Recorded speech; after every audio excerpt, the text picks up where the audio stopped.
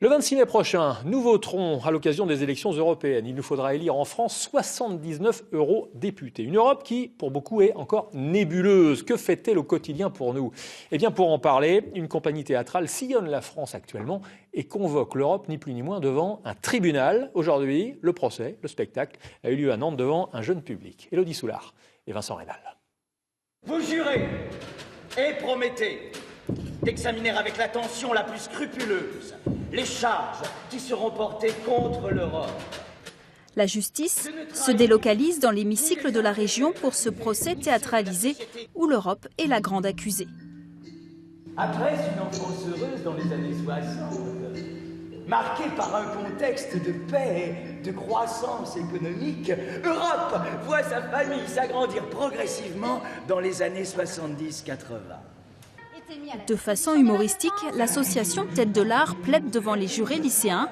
Objectif, semer des petites graines pour une prise de conscience citoyenne et permettre à chacun d'affûter ses opinions sur les questions européennes.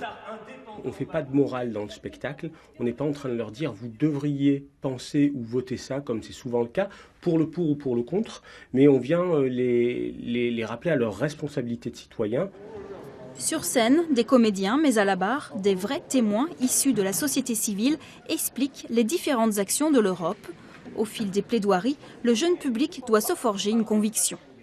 Le principe de l'Europe de base est de permettre la libre circulation de l'ensemble des personnes, mais aussi des biens. Aujourd'hui en Europe, on est 17 millions de personnes à vivre, à travailler dans un autre pays que celui dont on est originaire. Malgré les débats et les cours sur les institutions européennes, le rôle de celles-ci reste pour beaucoup flou. C'est un ensemble de pays, c'est l'espace Schengen, c'est Erasmus, c'est une monnaie commune. On se sent un peu européen, mais après, pas plus dans certaines choses. Quand on profite d'Erasmus, oui, on se sent plus européen, mais...